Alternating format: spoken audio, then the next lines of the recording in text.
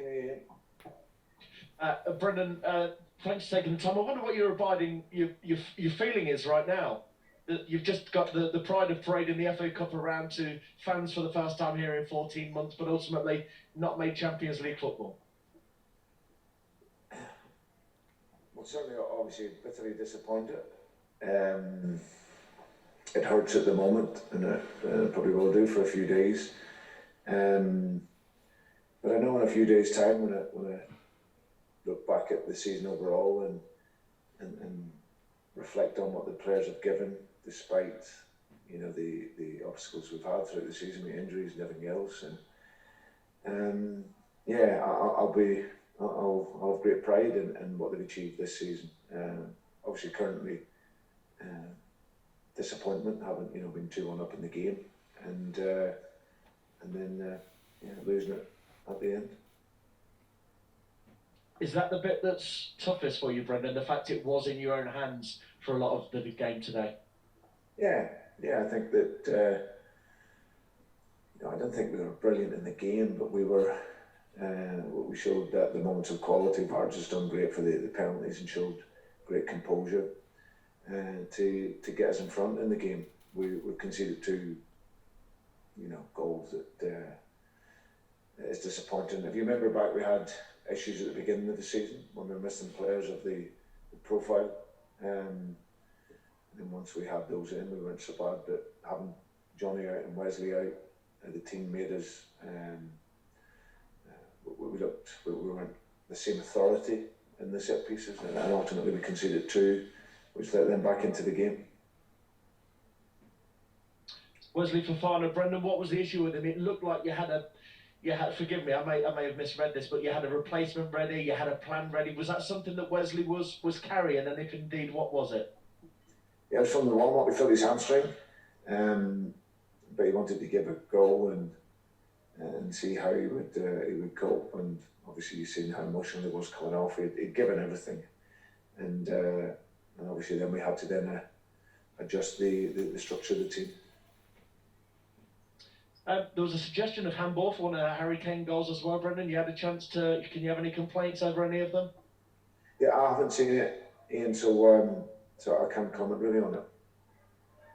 I understand that.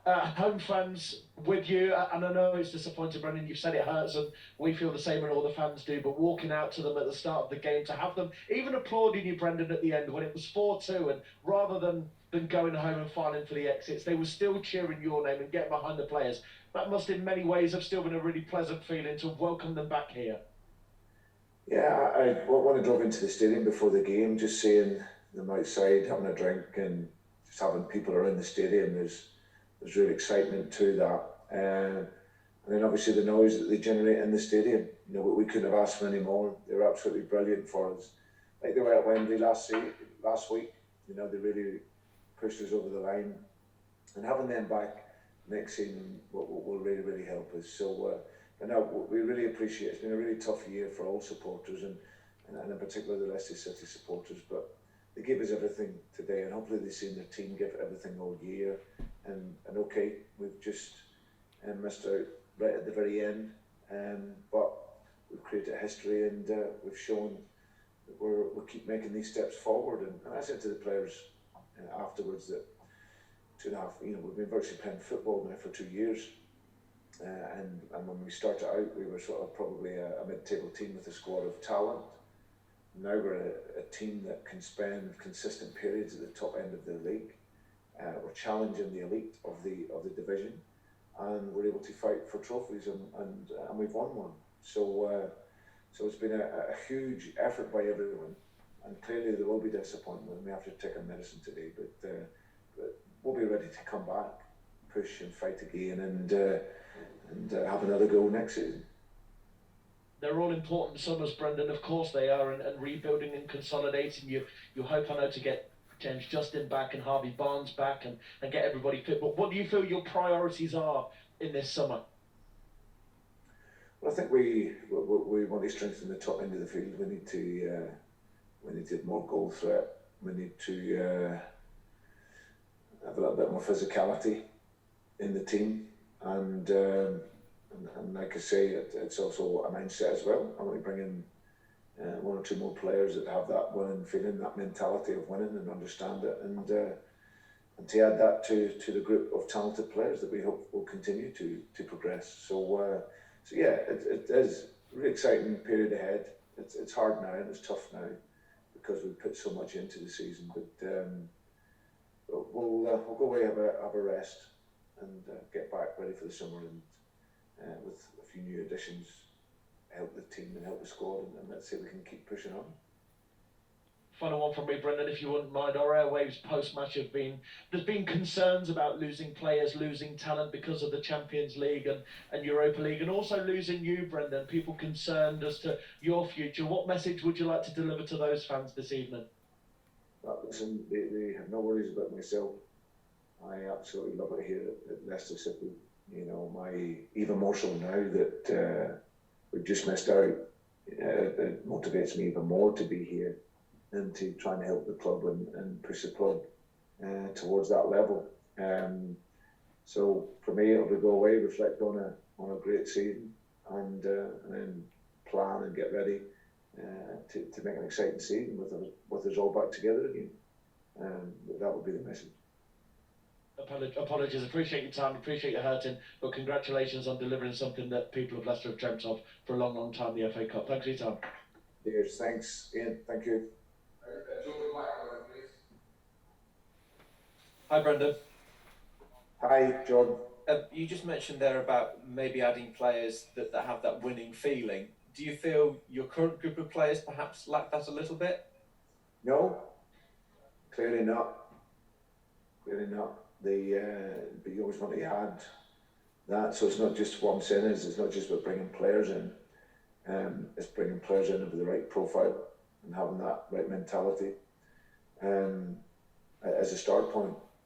You know, players that maybe have won something or have that feeling of competing at the top end of their with their respective teams. So yeah, so that's something that can help the group, and of course we're losing players of experience, so it's going to be important that we can add some experience to it as well. So, but yeah, I think that as I've said to you in there, if you look at where the team is at, where it's come from, and what we're competing against, for us to be up there and consistently up there makes me very proud of our work. However, we want to continue pushing. We know it's a huge challenge for us to be competing with Man Cities and Liverpool, and Chelsea's, and these other teams. But that's the challenge, and that's a great test that we have, and we want to keep that challenge and look at it for next season now. You mentioned that it's going to hurt for a few days. Now, I seem to remember at the end of last season, going into the new campaign, you had a meeting with the players to try and help them get over maybe the disappointment of the previous at the end of the previous campaign. Do you think you'll need something similar to help the players get over this disappointment? You know, it's nothing new that I done last year, Jordan. It's something that I've always done with players. We'll always sit down and reflect. I think it's totally different for this season. I think last summer we wanted to realign everyone and make sure that we were starting the season in a positive way, and we'll do the same this season. You know, despite top six finish and winning the FA Cup. So yeah, our motivation will be there, our ambition, and it's just about getting that commitment again to push on. Thanks very much. Hard luck today. Cheers. Thanks, Jordan.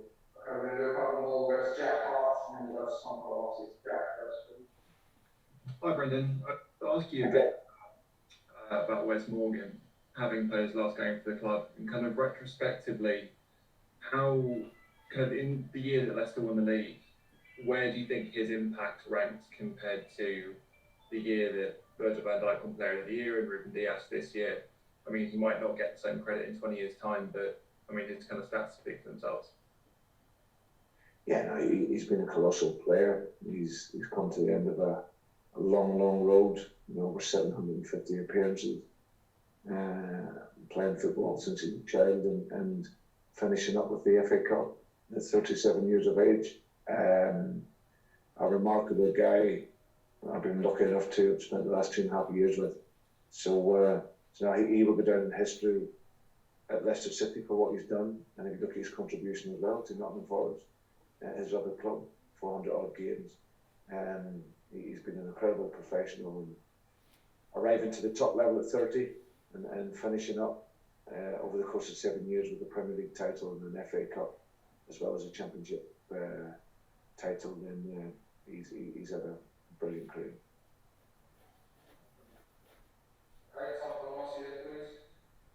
Hi, Brendan. Hi, Tom. How confident are you that you'll be able to keep all the players that you want to keep and that you rely on in time for the start of next season and after the window? Yeah, to be fair, Tom, it's not something that I'm thinking about now.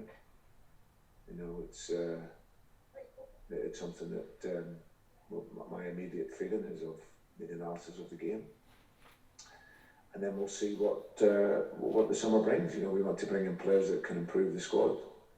We'll see what evolves over the course of the summer, if there's bids for players or whatnot, but it's not really something that I'm considering too much, to be honest. Do you think in 5-10 years' time, clearly what everybody remembers of this season will be that you won the FA Cup for the first time in 137 years, isn't it? Will that be something that consoles you over the next few days, which you say will be disappointing for you? I think my immediate feeling is of disappointment. I've got to be honest. We've put so much into this season. I think there's a lot of things that conspired against us with injuries and everything else, but we've been able to maintain the fight at the top level. And then obviously, of course, when you get so close, within 15 minutes, and then to lose the game was hugely disappointing. But it's the nature of this sport. You're going to have ups and downs. We've had so many highs this season, and today, unfortunately for us, we just couldn't quite make the step. And I've always said it. We've deserved to finish fifth over 38 games. I don't go with the one that we deserve to be there because we've been in the top four for so many weeks. That doesn't really matter. Top four is being there at the end of the season, and we put up an incredible fight to finish there against some huge teams, and we're ahead of teams that should be in there. So yeah, it's been a long season. Been the pleasure of giving so much. I wanted to thank them for their effort and mentality and resilience throughout the season, and we'll go away, come back next year and ready to hopefully disrupt the top six again. Thanks for all your help this season. Thank you. Here's Tom. Thank you. All right, everybody. Yes.